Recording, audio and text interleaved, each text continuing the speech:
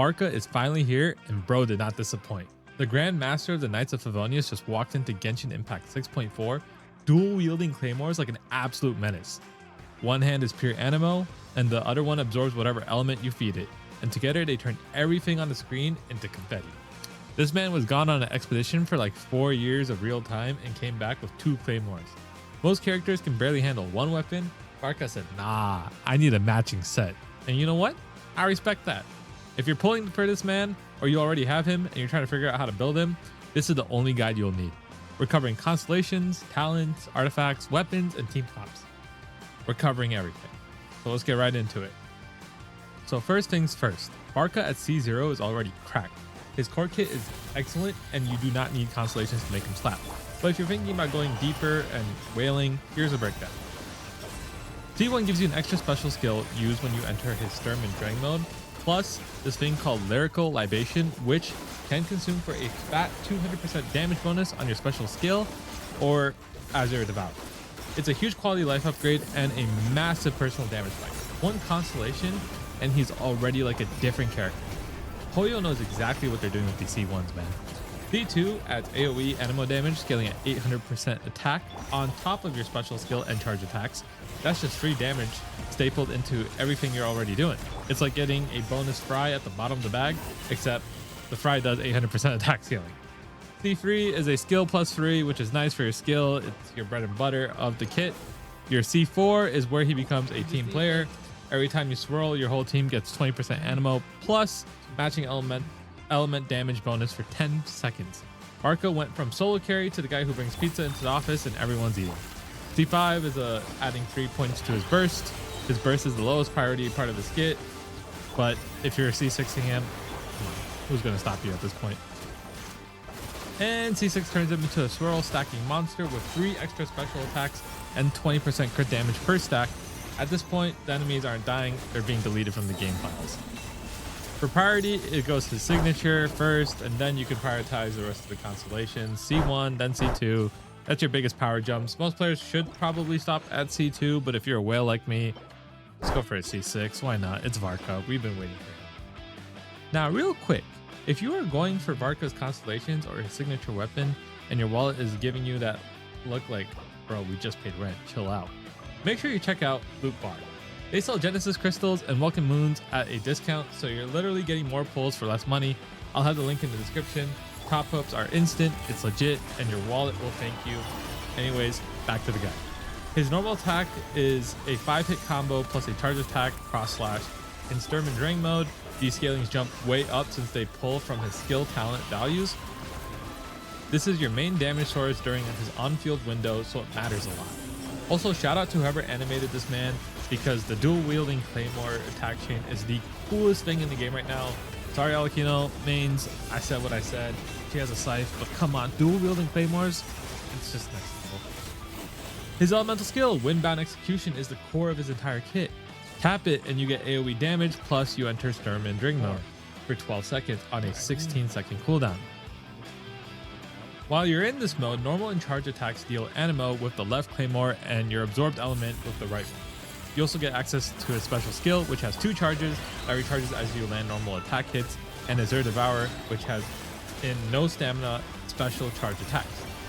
Hold the skill for a strong leap, a long leap if you need mobility. This is one talent that does more than the character's entire kit. Varka's skills has skills inside the skill. It skills all the way down. His burst, Northwind avatar, is a double slash dealing Anemo plus absorbed element damage.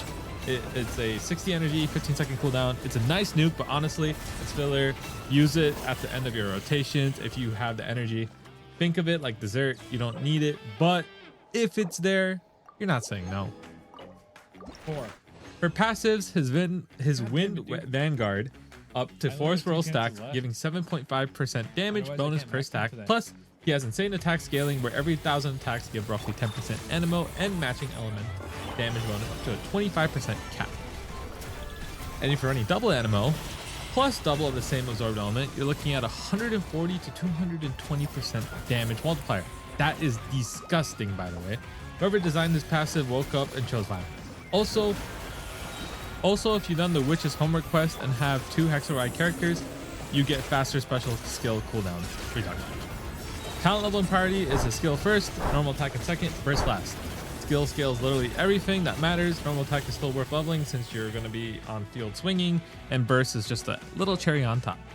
Let's talk artifacts. His best in slot is a 4-piece, a day carved from Rising Winds.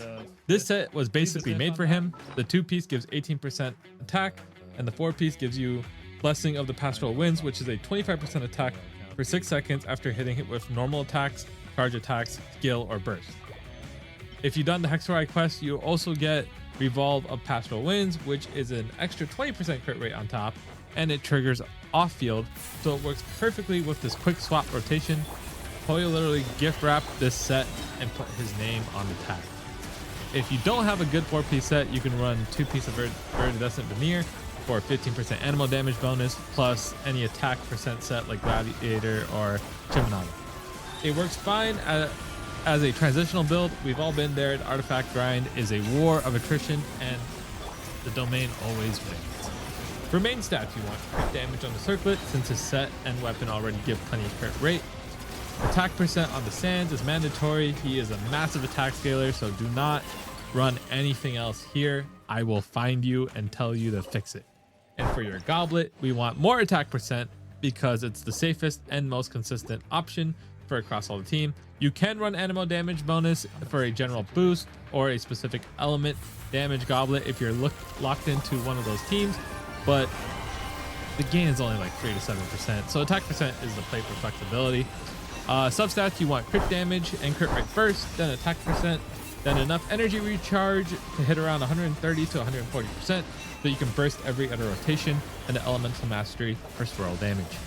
If you are a true Varka tryhard and you are trying to achieve perfect stats, your goal stat should be 2500 to 3000 plus attack, 70 to 80% crit rate, and 160 to 200% crit damage, and at least 130% energy recharge. If your Varka has these stats and you're still not clearing content, that is a skill issue, and I can't help you win that one. I do apologize. His signature weapon, Jest of the Mighty Wolf, is his best in slot, and it's not close. 608 base attack, 33.1% crit rate, plus 10% attack speed, which feels amazing. It stacks 4 wins him on normal attacks, skill, and charge attacks hits, giving you up to 30 to 60% bonus damage depending on your refinement. And in Hexerei teams, each stack also gives you crit damage. The stats, the speed, the synergy, they're all perfect. They really just said, here's Varka's weapon, and make sure you can never take it off. For alternatives, 8000 Blazing Suns is a great option with high base attack plus huge crit damage and attack after using your skill or burst. Beacon of the Reed Sea gives crit rate and attack buffs and can trigger off field. Serpent Spine is great. It's like literally the budget option. People on Twitter are literally calling it the budget option. For low spenders, it gives you crit rate plus stacking a damage bonus. It's from the battle pass. Both Gravestone and Redborn Stormfresher are both solid if you have them lying around. For free-to-play players, Prototype, Archaic, Title Shadow will get the job done.